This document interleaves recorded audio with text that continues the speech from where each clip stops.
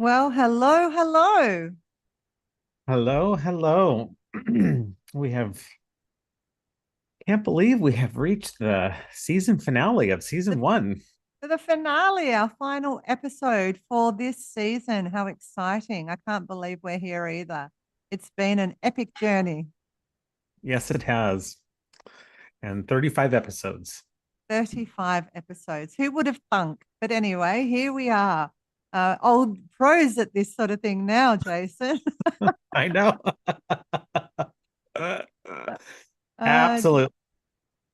so, for those that may not remember, I'm Leanne. Hello. And hello, I'm Jason, and this is Let's Talk.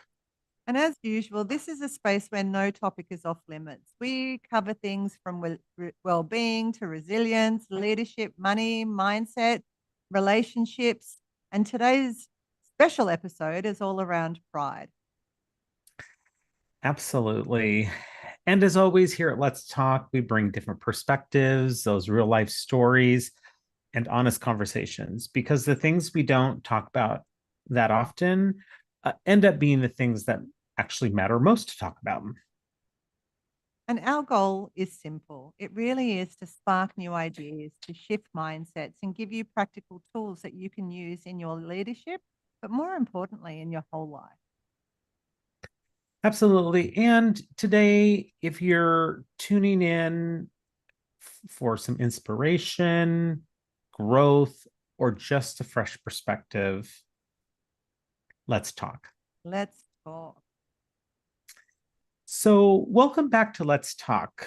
Last episode, we went inward, talking about identity, shame, and owning your story without apology, which was our part one of our special Pride episodes. Yeah. And today we're going to go outward because pride was never meant to be lived alone. It's a community word before it's an individual one. Absolutely. And this episode carries some extra weight, actually, because it's also our season one finale. Yeah. Which feels exactly right. You know, we're closing this season off by talking about belonging because that's what this whole season has been about building a life and a community that you don't have to pretend to fit into. And today's episode really is going to bring all of that together. And we're looking at the neuroscience of belonging and family, but not just blood family. We're also going to have a look at chosen family and what inclusive, not exclusive, but inclusive leadership actually requires. Because allyship goes way beyond a hashtag. And you know, we've got our own stories, both Jason and I, whether it's from parenting LGBTQIA plus kids or whether it's living in that space entirely alone. So that's where we're kind of heading today.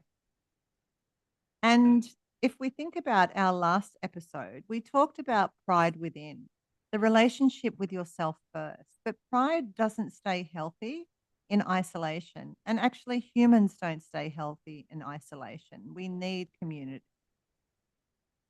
Exactly. And you can do all the inner work in the world, right? And we've talked about doing the inner work a lot over season one. But if you walk out the door into a community that doesn't see you, that work gets tested real fast. And I mean, real fast. And so much so. And whether you're on the rainbow or not, like it gets tested for everybody if you're in a community that doesn't see you. So this episode is, you know, really personal for us. But for me in a different way to Jason, because I'm a parent to LGBTQIA kids.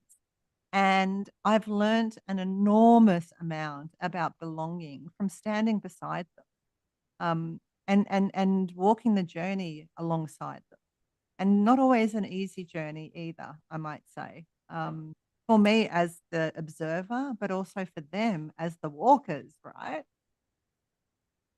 Absolutely. And that's the part of why this conversation matters so much to the both of us. I live it directly, being an out gay man. Leanne lives it as someone who loves people who live it. Not only her kids, but other people in her life, friends, and I think some other extended family. So we cover a lot of ground in the LGBTQIA plus community. Absolutely. And yes, you're right, Jason. I've got other family members. I do have lots of friends, and being the mama bear to my kids, it's probably the one that, hurts the most, I have to say, when community doesn't support.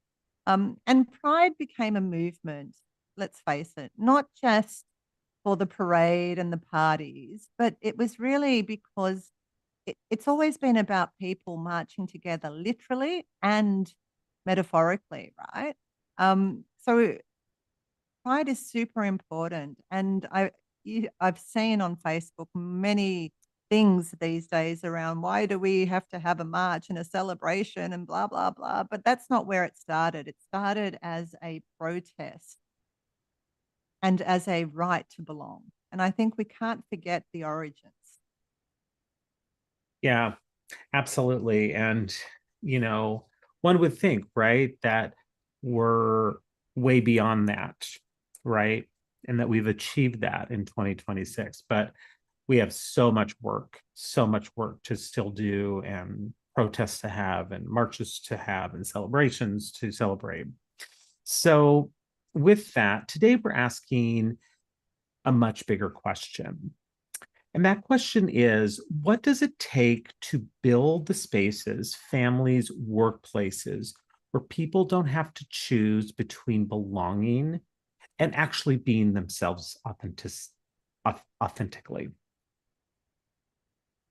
Yeah, because And self-acceptance, sorry. no, I you was go just ahead. going to say, self-acceptance is the seed, right? And community is the soil that that seed can grow, blossom, and thrive. And without both, pride doesn't grow, it just survives. So, yes, we need the inner work, our seed, but we also need the soil in order to do that well. Absolutely. Yeah. And so And I'm going to start. Oh, go on. oh, no, no, no. I was just gonna say, and sometimes it feels like a drought out there, but um but I think because the LGBTQ plus community is um so strong that it comes back to that, that seed and that soil and being nurtured, to continue to grow, even in the times where it does seem droutish out there. I think we always come back around because that's just part of who we are in our DNA. And as usual, Jason, I'm going to start with the neuroscience of belonging because I think if we can start with the foundational bits around how our brain works, then we can kind of broaden that up.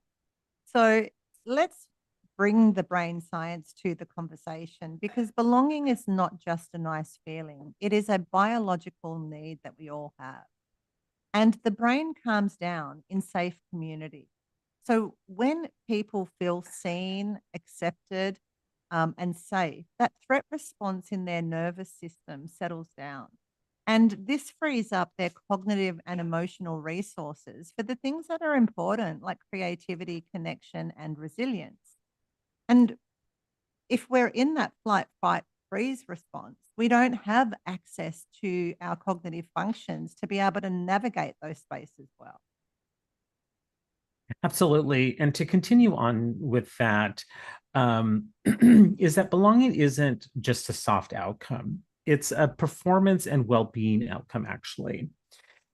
And with that, chosen family actually requires what safety means.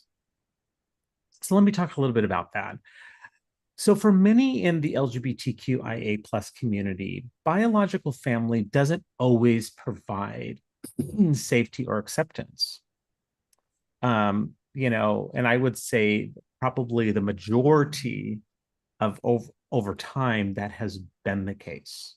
I mean, we are we are now a little bit further ahead where it's easier for a lot of young people to come out and feel that safety and acceptance from family, from actual blood family, but that hasn't always been the case. um and with that chosen family is that chosen family steps into that role of providing safety or acceptance.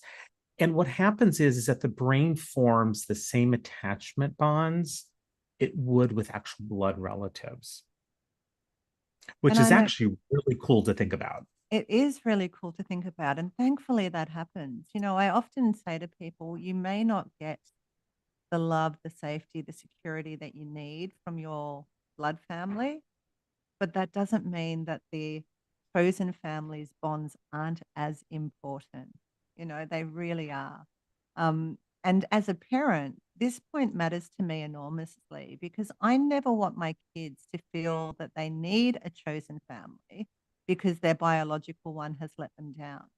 Um, and I think that's a really interesting thing. So, my job as a parent, as I see it, is making sure that home is actually safe, not just assumed to be safe. So, I am very conscious about who comes in my front door. I'm very conscious about who's in my circle these days. I'm very conscious about, um, you know, the people that I associate because if you're non-accepting, I don't want you in my space. My kids mean more to me than anything else. But for many, many, many, that's not the case. You know, for many, and I know many that have had to, we talked about this last week actually, that have had to have the courage to lose everything to honor themselves. And I think Mhm. that is such a sad thing for many of the young LGBTQ community and obviously the older ones where it wasn't so open and accepting. You know, they've had to lose everything in order to self honor. And I never want that for my kids. Yeah. Yeah. And Leanne, that's such a important distinction because biologic biological family is actually supposed to be that safety net, right? And supposed is the important word here. Um, but for a lot of folks in my community, the LGBTQIA plus people, it isn't. And that's exactly why chosen family actually exists. And, like I often hear in different groups and circles of people, that I know, within the community that have talked a lot about chosen family.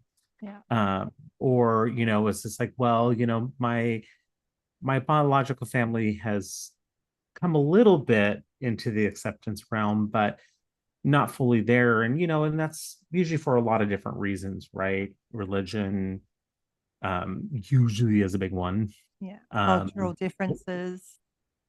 absolutely. So,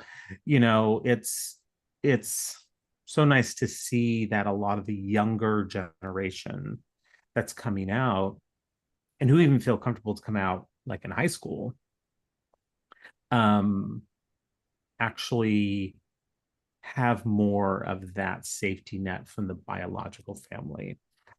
So it'll be interesting to see through time how if the chosen family still exists as strongly as it does present day. And Jason, I think it will. And the reason I say I think it will is because as biological family, we've not walked the path. We don't Yeah, feel the feels. You know, I stand beside my children's discrimination, but I don't feel their discrimination, if yeah. that makes sense. And Oh, chosen absolutely. family actually has experienced a lot of that themselves, right? So there's a deeper level of understanding, I think, that even if the biological family are fully engaged, they still don't have that inner knowledge, you know, they Yeah. still so I think it always will, but, um, it'll be interesting to see what happens as the future progresses, and I think now is a great time because a lot of the younger generation is so open and so accepting and so, um, so I think as time passes, there'll be more and more biological family that actually shows up for their kids. Um, Mhm. but I still think the chosen family will be as important just because of that uh, awareness and understanding, Yeah. having walked the path before. And let's Yeah. face it, family is not only biological. You know, we kind of assume it to be that. But in my book, family is those that show up consistently with unconditional love and regard. And it's not just the LGBT. Like I have friends that have been through significant trauma in their biological families, and they have chosen families now because of that. So it's very, very interesting. But for me personally, I'd rather be the parent who learns to kind of adjust and pivot, and learn on the job with my training wheels on as we go, rather than a parent who makes my kids go looking for that elsewhere. Or not just my kids, anybody. Like I want to be the safe haven for anybody who's walking the path. Um, and so, you know, inclusion and exclusion are proposed or processed differently in groups for our chosen family. So, what we want is to create an inclusive environment in groups that, where belonging activates that broader sense of identity and security, so that people can show up and be authentically who we are. We don't want it to Mhm. be just about individual approval alone. We want it to be a place or a space where people can be themselves and where they have individual allies, right? Because that matters so much. To know that you've got allies makes all the difference in the world. Because the truth is, we're never meant to carry, you know, these things alone or pride alone. The brain is built for tribe. It's the way we survive as human beings. It's not built for being isolated, and having to be brave all the time. Like we need soft landings, and that's what allies are.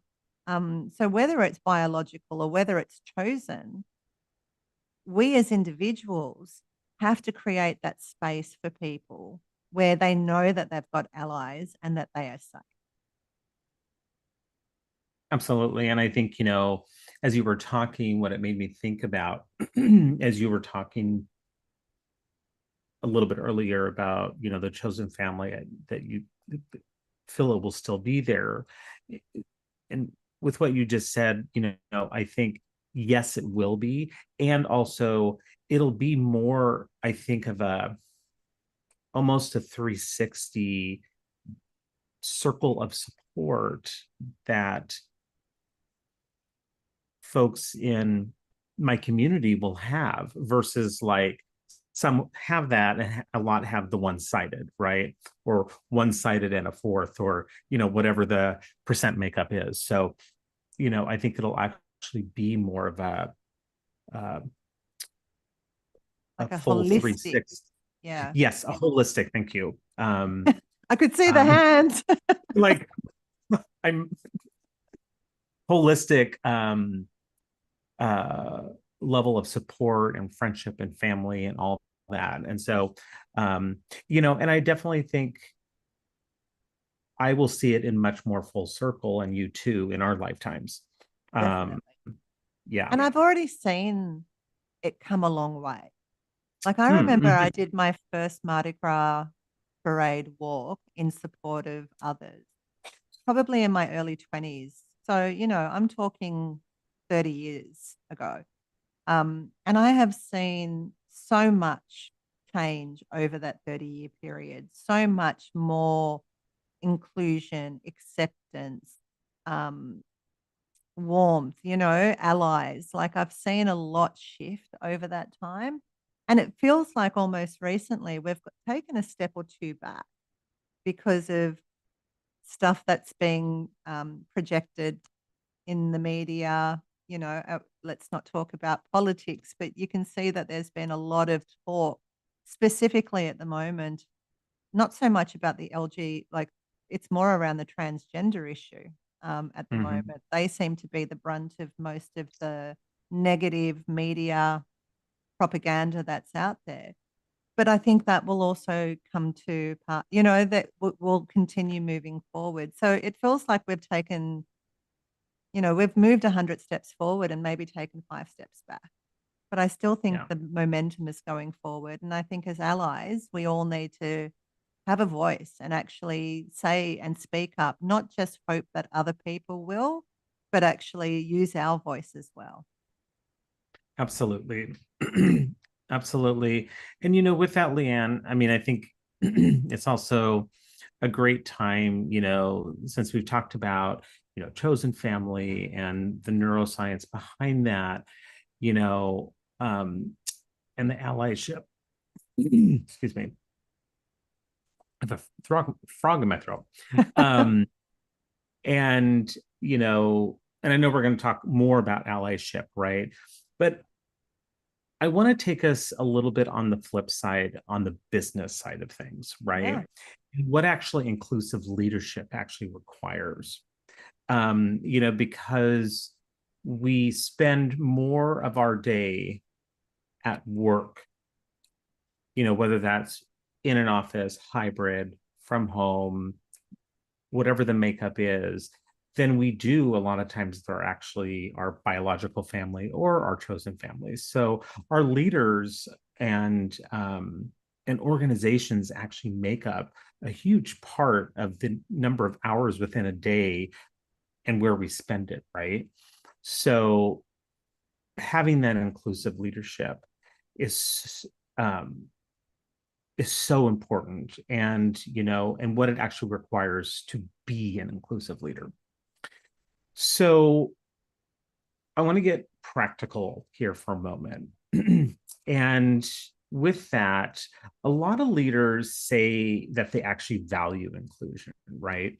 And I think that we've seen a lot of that, not only here in the United States with our current administration, but I think the globe has really paid attention to what's going on, and there's been a lot of effects in other countries too, because so much of that inclusion, diversity, equity, et cetera, has been stripped and taken away, right? Mm. So it's interesting to see which organizations and leaders actually will stand up in the test of time to say that, hey, we value inclusion and belonging and diversity. So many have kowtowed. And there are a number of organizations that have said, nope, we're sticking to our guns, and we are moving forth with with our DE&I initiatives. So with that, what does that actually look like in a team or in a business or organization? Yeah. And I And think that's the real question here. it really is. And I think the starting point is psychological safety, right? And it's not just a word on paper. It's not just policy, but it's a felt sense really that people can show up fully without being punished for it or without having to modify who they are, right? Because we don't want people to have to modify. We want them to be able to come in and show up authentically. So, inclusive leadership in practice is difficult, but it's worth it. Um, Mhm. and what leaders need to do is default to curiosity, right? Like ask questions, get curious, don't make assumptions about people's identity and experiences. We've got to make a space for different family structures, for different names, different pronouns without making it a production, right? Mhm. And without, the one hire just to say that we're DEI, like actually living and breathing this stuff. Because when we address exclusion, it fosters generosity and warmth. And we have to address exclusion when we see it rather than just waiting for somebody else to complain about it. We have to be Mhm. the ones as leaders to actually make sure that we're towing the line here. And measuring inclusion by whether people speak up, not just whether they show up and not just in their presence, right?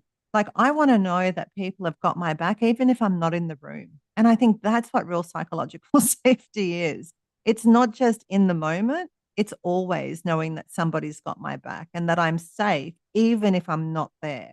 And I think, a lot of people will say it on paper, there's lots of policies around it.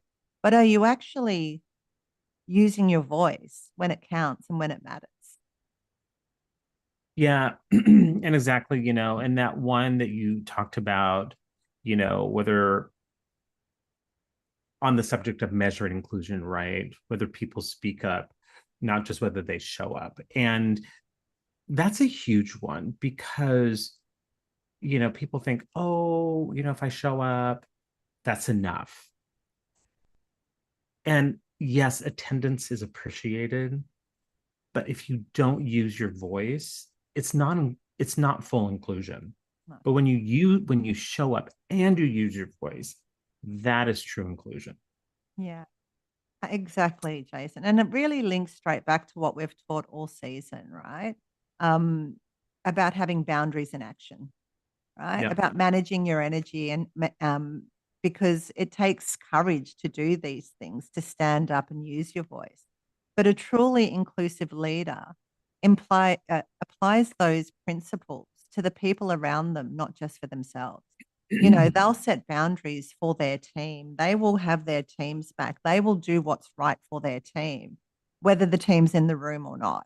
A good leader will do that anyway. And we need to kind of take it up a level, specifically around this inclusion piece for the LGBTQI community. Because diversity is about who's in the room, right? Okay, we've got a room and we've got a diverse group of people. Inclusion is who feels safe enough to speak whilst in that room, right? That's the next level. But belonging Mm-hmm. is actually who gets invited to lead. And you can see the three different levels. Like we might have diversity in the room. Some may feel safe enough to speak up, but are we actually giving the same opportunities, the same value, the same uh, it is around opportunities, right? Around Mm-hmm. who gets invited to lead, like lead a project, lead a team, lead whatever it is. So we want people to belong and we want everybody to have the same opportunity, regardless of where they come in from. And I think that's really what this is about. Yeah. Yeah, and it's so interesting being in so many different, like on the business side, right? Like being in so many different rooms and and diverse rooms, right? And you know, when you're in a diverse room of people, there's a different sense of belonging just naturally. And I can only speak for myself, right? Naturally, than if you're just in a room of everyone who looks like you, Mm. you Yeah. know? Um, and I mean, there's research out there that actually shows that, diverse teams actually perform at a higher level and produce more than homogenous teams. Yeah. And, not to get into politics, but what we're seeing in in the world a lot today, in some areas of the globe a little more than others, right, is this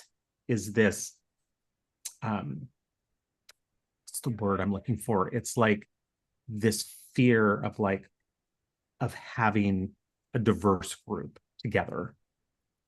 Like, oh no, no, no, we need all white people in this room, Yeah. you know, and um and making, other races and all and the diversity, however that diversity is made up, right, feels second class. And and it's strategic that the way that they do it actually, but at the end of the day they're not actually getting more done or being more productive or being more creative and innovative. and um and it's fascinating in a sad way to watch that happen, but it's also fascinating in a good way of how many people are like, no, we're speaking up, we are leading forth, we are speaking out, you know, um, and that's what makes societies great and prosperous and all that. You know, whether it's, you know, your group of LGBTQIA people, um, Black people, Hispanic people, Asian people, mixed race people, you know, whatever it may be. Um, and um, and I think when that happens, it's also fascinating to see who in those groups gets invited to lead. Yeah. Yeah. Um, it is very interesting because you're right. The research shows that when we have the more diverse the teams, the more we produce better results across the board. And we also know that when people feel like they belong, they will give 40% more discretionary effort to a leader who makes them feel like they belong. Like 40% more discretionary effort, right? Like if you think about that from a dollars and cents point of view as an organization, having engaged people that are giving that much extra, you can't not reap the benefits of that right, in a workplace.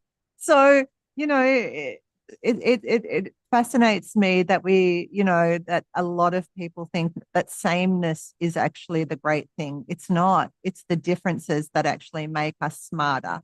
You know, we don't know what we don't know, but having a diverse group actually brings that different kind of thinking, that different kind of processing, that different kind of thoughts, ideas that we may never have thought about because no two brains are alike. So we need more of that diversity to make us smarter, stronger as teams. Which kind of leads me to the next thing around allyship. Like we've kind of touched on this already in this conversation, but I really want to spend a little bit more time on this because Pride Month brings out a lot of logos turning rainbow, like you see the rainbow logos on the bottom of emails and people do that for 30 days and that's great. But let's talk about what real allyship looks like in the other 11 months of the year. And I think that's important because yes, we can show up and say, yes, we're this for these 30 days during Pride Month. But what are we actually displaying for the rest of the time? Yeah, actually, I love that because, you know, allyship is right way beyond the hashtag that you put in the social media post during Pride Month. But what's interesting too is I've always referred to it as Pride season because really it's like the first Pride, really kind of almost starts in April. And then the last Pride of the year, actually, which happens in Palm Springs in November. So it's like we take 1 month. Oh, you're muted, Leanne. I was just saying, sorry, in Australia, our Mardi Gras parade is in March. Yeah. So it's So actually, it's a whole yes, year of Pride.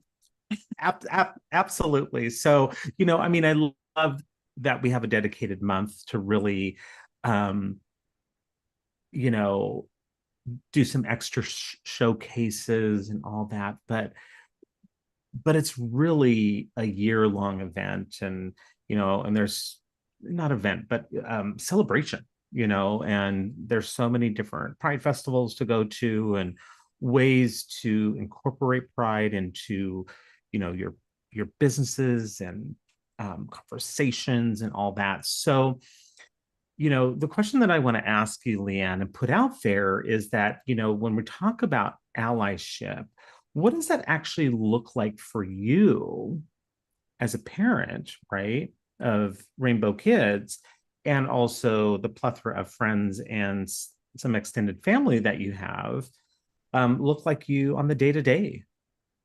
Yeah, and I'll speak to this one from my own experience as a parent to start with, because I think that's the fundamental piece, and then we can move into a slightly larger conversation. But the biggest lesson that I've learned in this space around allyship is that it's not a single moment.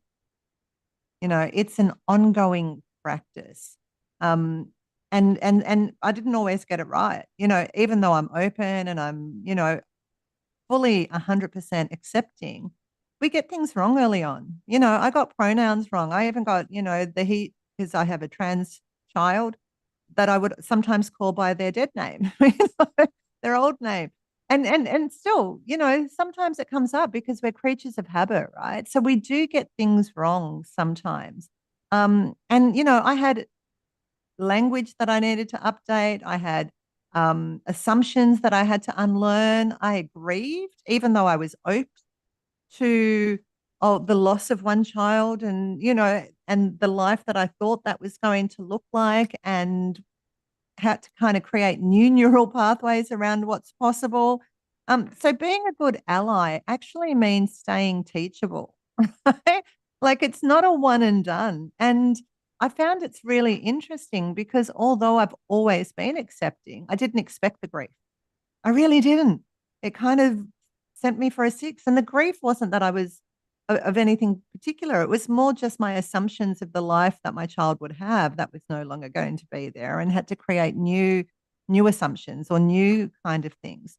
So real allyship is consistent. It's not seasonal. It's showing up um, in ways, and it's being able to say, oops, I'm sorry, I got that wrong. I'm learning, or, you know, asking questions like curiosity. But the thing I want to say about curiosity, which I think is super important, we shouldn't be relying on the community to educate us either.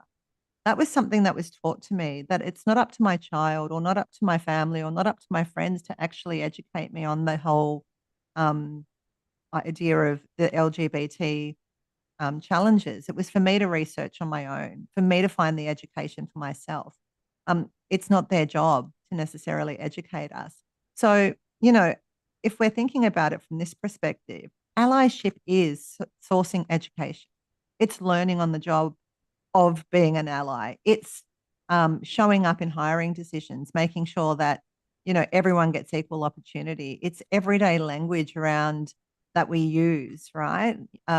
It's calling people out when the language isn't necessarily great, and it's who gets believed when something goes wrong, like all of those things.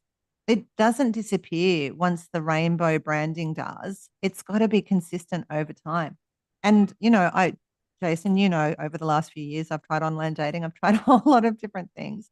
And, if I've heard people make derogatory comments, I call it out straight up. Like, that's not okay. If you're going to keep having those conversations, I'm walking away right now, because I don't want that in my world, because I am an ally. Now, I could have just zipped my lips and just not said anything. No one was around to hear it, but that's not what allyship is, right? Allyship is saying what needs to be said, even if no one's around to hear it. Um, and like I say, and learning as you go. There's so much to learn, and it's okay. Like, as human beings, it's our job. Our brain is designed to learn new things and make connections every day. You can teach old dogs new tricks. It's all good. We're not fixated or stuck in a particular thing. And allyship is super important for all of us. Like, even as a, cis white female, I want allies that have my back, without a doubt. So why would we not offer that to others? Like, we need allies, all of us do, but particularly in this demographic, because it is minority. And so we've got to use our privilege to support that. Yeah. So, one thing that I'm hearing, Leanne, and that I've also observed, as a gay man, part of the LGBTQIA plus community, that I have observed and seen from individuals who have been allies for me, right, over the course of time, is that it's actually a pattern of behavior that occurs over time, and it's not this one done thing. And um, you know, and it's interesting, when you made the comment about, it's not a person's job, right? It's not a person's job in the LGBTQIA community to educate others, right?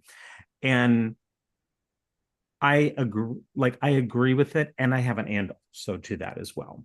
Um, and I think we see kind of different patterns of reaction to that in different generations of of of the community, right? Like like I probably have seen a lot of that reaction of, well, I'm not here to educate you. You need to find that out for yourself with the younger generation, and some within my generation too, as a Gen X. But I'm actually like, hey, if you have questions, ask. I am more than happy to have a great conversation with you. I know that's not always the reaction. So it's a big mixed bag of reactions, and which I know sometimes can be hard for allies too, right? Yeah. Because it's like you're navigating, okay, like, is it okay to ask this person or this group of people, just open, humble inquiry questions, right? Or is it not? Yeah. So And I think if your intention is pure, most people will happily answer your questions, right? yeah. Because I've asked many people along the way to educate myself. I absolutely have. And I've also gone and done research because I wanted more information. And I Yeah. think it's the blend of both, but we shouldn't rely solely on one or the other. And I Correct. think that's probably really the key because and I always seek permission. If I'm going to ask a question, I'll always say, "Hey, listen, can I ask you some questions?" Feel free to say no. But I'm really curious about this because curiosity breaks down barriers. And and I think they appreciate, those that I have asked have appreciated that I've actually taken the time to ask the questions and get the education. And I've also gone and joined support groups for parents, for my own situation, because there were some questions I didn't want to ask my child, or there were some questions that my child might not even have known the answer to because it was newer for them. So I was, seeking education for both of our benefit almost. So Yeah. I think it is, you're right, there is a blend, but it shouldn't be solely one or the other. I think we've got to do the work. Yeah. Yeah. And I think that's one thing that we as coaches do, not perfectly, but I think that we do sometimes a little bit better than most is ask permission. Yeah. Because that's a big part of the work that we do, right? Yeah. Is seeking permission, as we're taking somebody through the coaching process, right? Absolutely. Um, so I think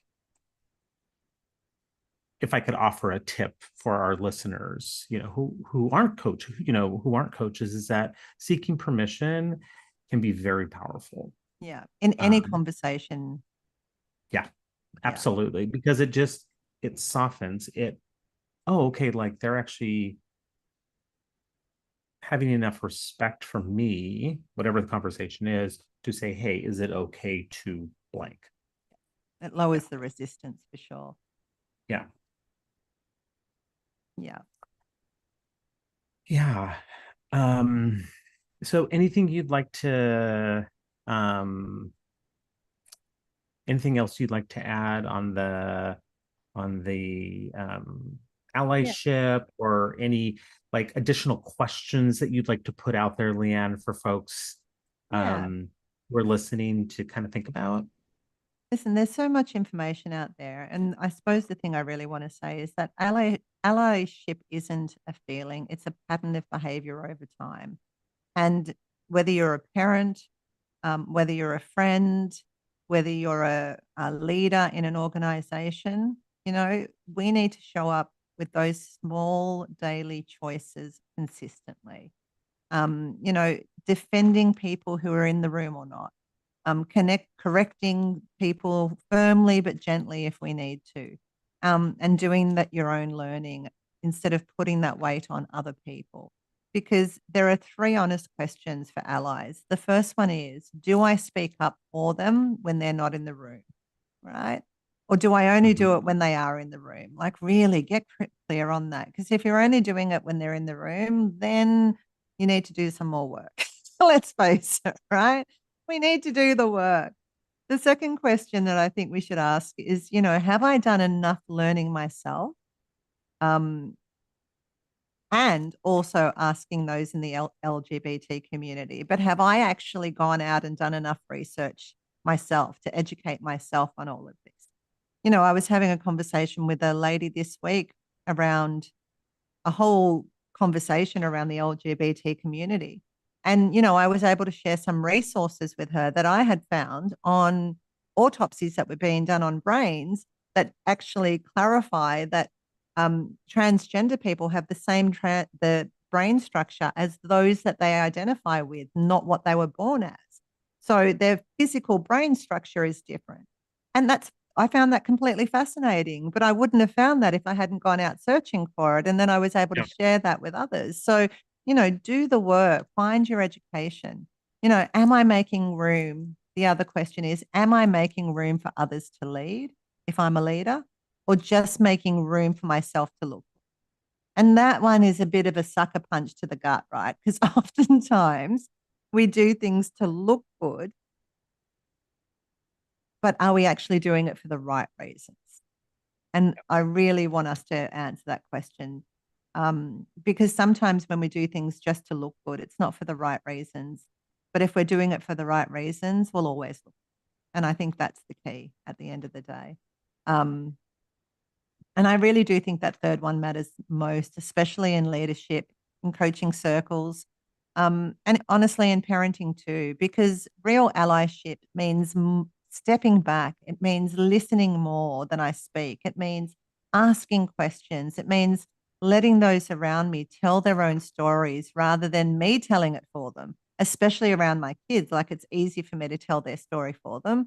But I have to keep reminding myself it's not my story, it's theirs, and they need to share it from their perspective, not from my perspective, right? And I remember when my with one of my kids first came out, there were strict rules around, Mum, you can't share this with anybody. And I found that really challenging because I processed through communication, but I wasn't allowed to do that. So it's like, okay, well, can I join a parent support group or something like that so I can still get the processing in, but also honoring my child's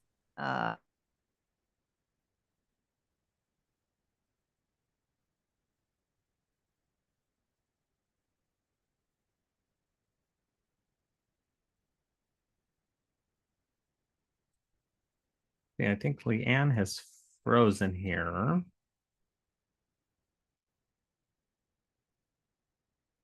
So let's move on with our conversation. Because I'm not quite sure if Leanne's internet is funky at the moment. But and then when she comes back on, she can finish her story about that. And so in this section, about allyship, is that really performative pride fades by July, but real allyship is invisible because it just becomes how you live on the day to day. And um, and that's where the real magic around allyship actually happens. So in this conversation about belonging, leadership, and showing up consistently is woven through everything we teach in our coaching work. And in regard to leadership, if you are a leader wanting to build a more inclusive team, or you're personally craving a community where you don't have to perform, this is exactly the work we do together. So you can always reach out to Leanne and I separately or together to have more discovery around that and what it takes to build inclusive teams. And we are there to actually help you along the way. So as we look through season one, what have we built together? Before we close out, let's take a breath and look back. this is the end of season one. And like we said at the beginning, we can't believe it's already episode 35.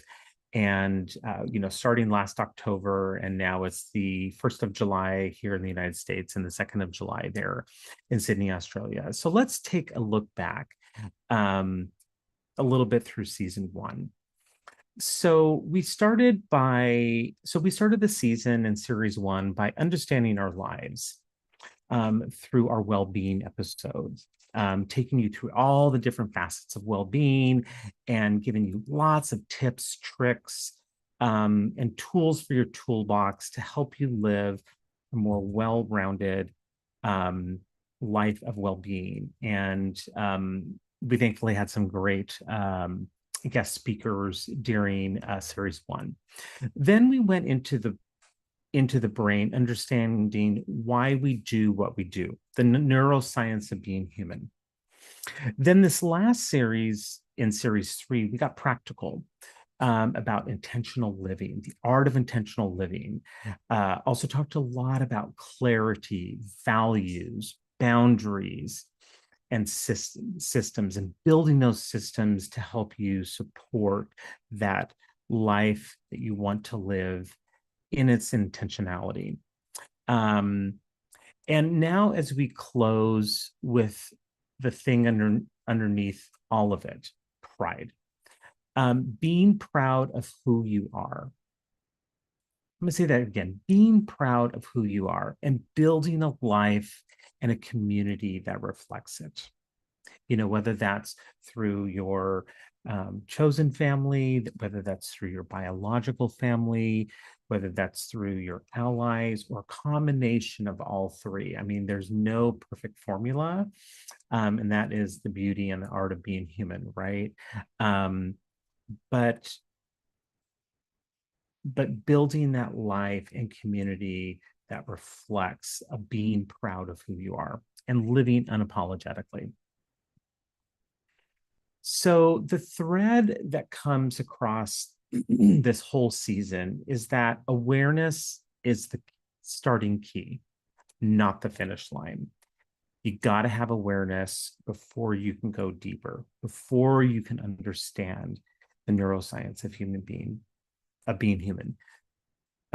Awareness before you can really know those areas in your life where well-being actually needs to take place. So remember, awareness is the start, not the finish. Welcome back, Leanne. I'm so sorry about that. My whole system just collapsed. Anyway, I'm back. No worries. I've just been moving on and talking about what we have built together in season one. We can take a pause if you want to finish your story that you were telling. No need to. We can continue. Okay. So I was just talking about right before you came back on is that as we are closing season one, what is underneath it all? And it's pride, right? It's being proud of who you are and building a life and community that reflects that, and that the starting place is awareness. Like awareness is where it all starts. It's not the finish line. Is there anything that you'd like to say with that? No, I'm struggling to find my screens and all of that right now, Jason. Okay. So I'm just going to let you continue for the second. Okay. Sounds good. And then secondly, another thread across the whole season is that your brain can be rewired, but identity work takes repetition and safety. And thirdly, is that intentional living means designing a life you don't have to pretend to love, which is what we're talking about today in every sense of that word. And so when we look across the season, there is one thing that we want listeners to take from this whole season. And it's you are allowed to want a life that fits the real and authentic you, not the edited version, the real one. Because I think at the end of the day, right, is that we are always self-editing ourselves throughout each and every day. But if we can minimize that through some of the skills and the tools and the tips and the enhanced levels of awareness and some of those tools that you can actually become more aware, you can actually lessen the self editing throughout the day and really living into you, the authentic, authentic you, and not have to apologize for it. Right. And you don't have to build that life alone. And having your biological family, having your chosen family, having your um, allies is important in that recipe, because watching the people that you love step into exactly who they're meant to be is that's intentional living. And it's more than any framework can actually teach you. Right. um Anything you'd like to add, Leanne? um I just think that intentional living takes effort, but it is so worth it, right? It is so, so worth it. I think in our lives, we can be pushed down, so to speak, right? To try and belong, to try and fit in, to be chameleons and and modify ourselves um, to fit the environment that's around us. But in reality, what we need to do is actually push back against that and take ownership and responsibility for the way we show up. And as a reformed people pleaser, right, who used to kind of, shape shift to fit the environment that I was in, I wasn't happy and I wasn't having the most authentic relationships. Whereas these days, because I have chosen to live authentically, to do the work, to regulate myself, all of the things that we've spoken about over the course of our conversations, my life is so much better. My relationships are so much better. Um, and I'm grateful every day for the ability to be able to show up authentically as myself. Did it take courage? Yes. Really, it takes courage, but is it worth it? 100%. yeah, and Leanne, I mean, I think we can't forget to talk about self-regulation. We haven't talked about self-regulation at all today. That's And why I brought it in. Yeah. that's right. And but I think part of being your authentic self, right? Because as we were talking earlier, um, all that inner work that you do can be tested real fast. Oh, yeah. And when you step out into the world and step out into the world with courage and know that some of it's going to be messy, is having that tool of knowing how to self-regulate, even if it's taking 15 seconds to do it, right? Yeah. Is super important. So, I mean, I think that's probably a threaded tool along with awareness that we have given our listeners in season one, is the power of self-regulation the and having the power of it and the knowledge of it, the power that it actually does for oneself when you actually use it. Totally. When you're feeling when you're feeling deregulated, when you're feeling anxious, I mean, I actually this morning on my drive, I was talking to a friend who was like in severe deregulation. Yeah. And I even And actually shared before we got online today, Jason, that I had a day or two where I was really dysregulated.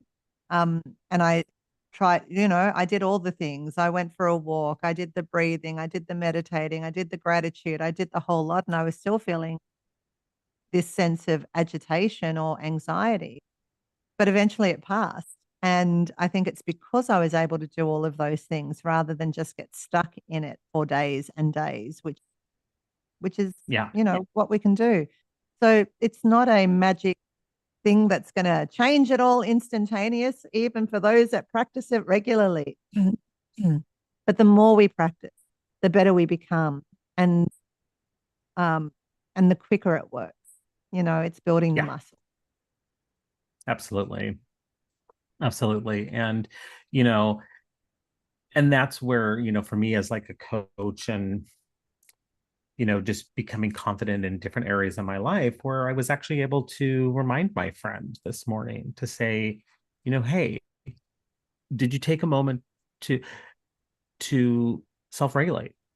Mm. you know and this is an amazing individual who owns a wellness company. Um and this person was like, thank you for the reminder. Yeah. No, because sometimes you get so caught up in the moment, so overwhelmed by whatever's going on, you forget that's like, you know what, I can take 10 seconds to do a couple deep breaths. And if that's all you have, it's better than where you were a few moments before. Totally. Totally. Totally. So with that, Leanne, I think we're ready for our last top three takeaways and books and resources for Yep. season one, which kind of, it's exciting, but it also kind of sounds weird. Yeah, it does. It does. So let me share my screen here.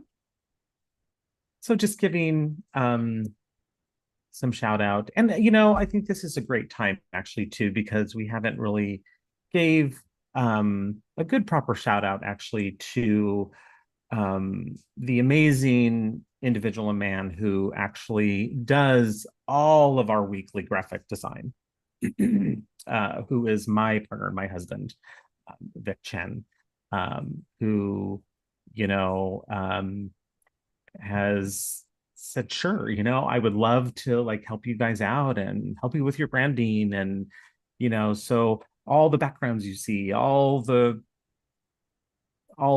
marketing images that you see on our weekly marketing on social media and what we show here is done by him. So I definitely want to give, a shout out as we're ending season one, because we would not be able to be where we are at from a look, feel, branding perspective if we didn't have his skills, expertise, and artistry. Totally. And you know how much I love you, Vic. Thank you for everything that you do. Yes, yes. So with that, I'll move to the top three takeaway slide.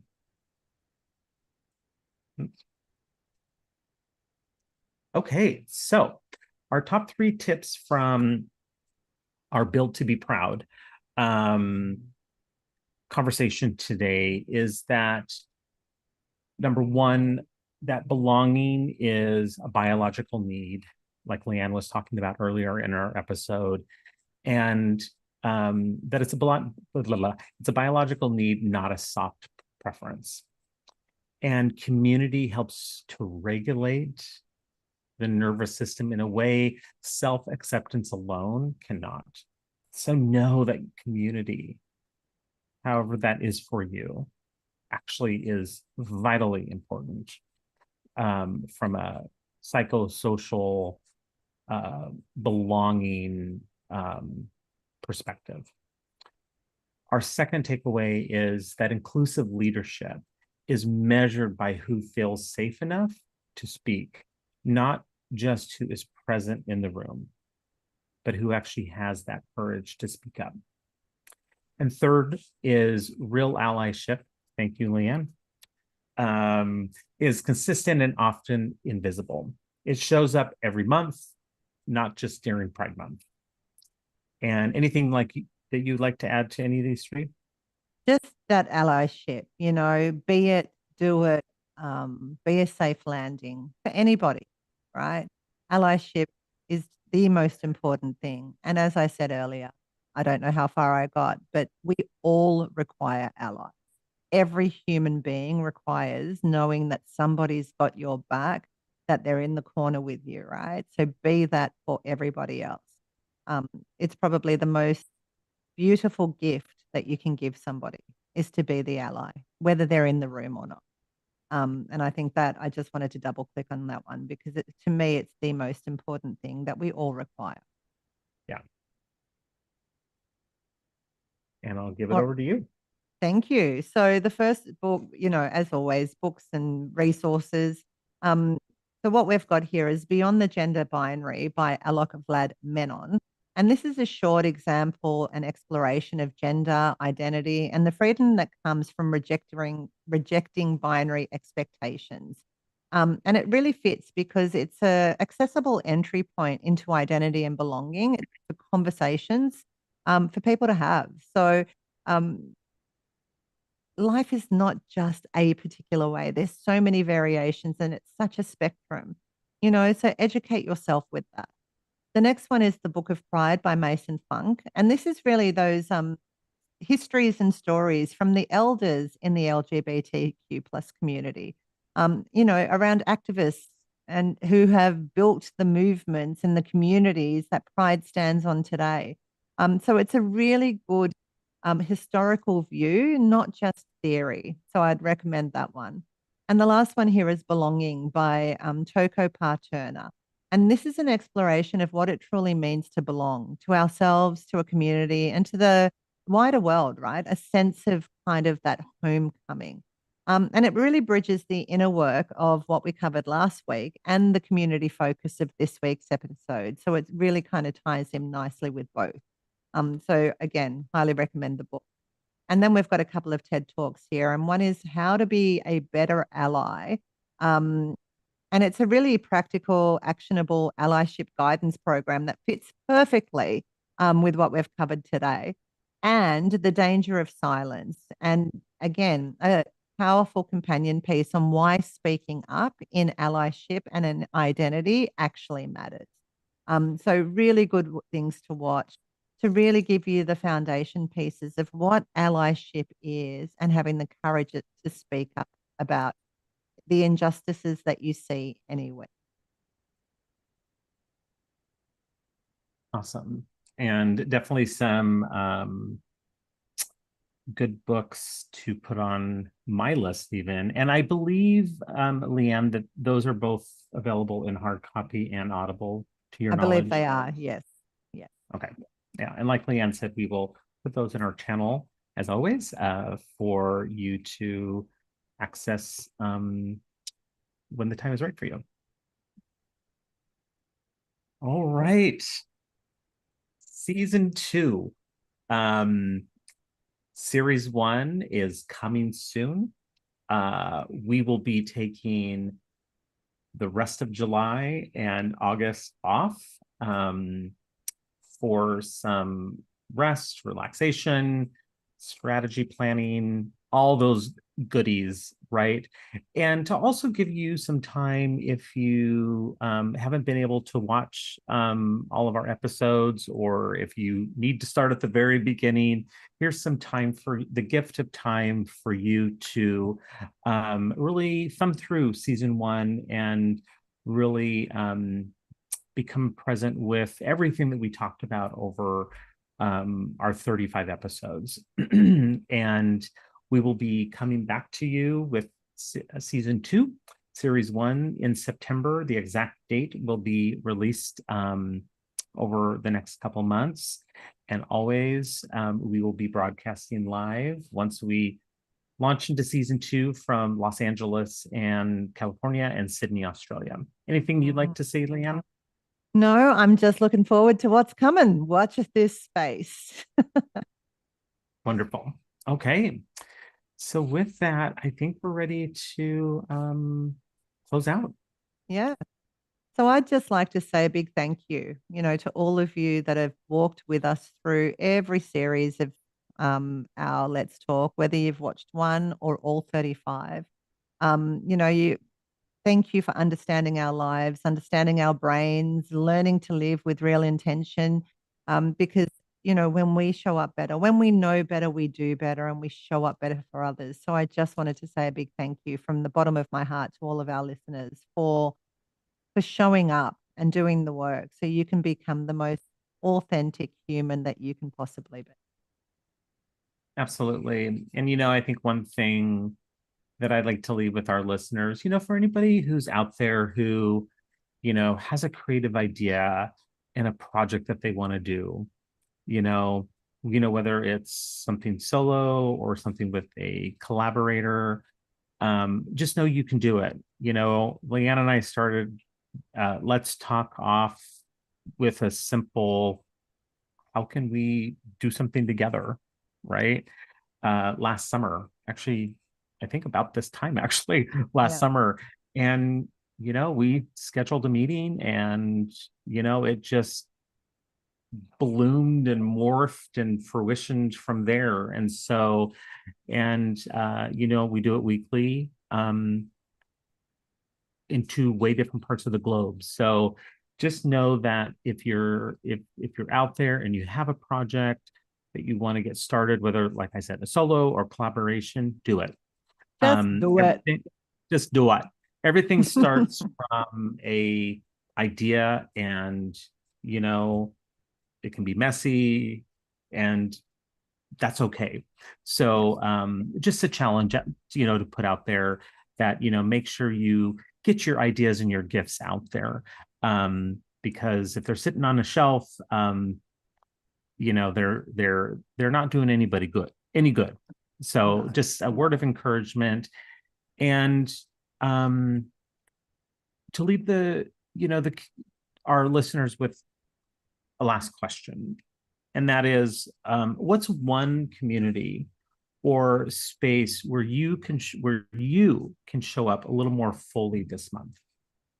And since today it's July 1st here, July 2nd in Australia, you have 30 days or 30, well, not quite 31 since it's 9 p.m. here, but you have 30 days to think about this question and to really think about where you can show up in one of your communities more fully and authentically.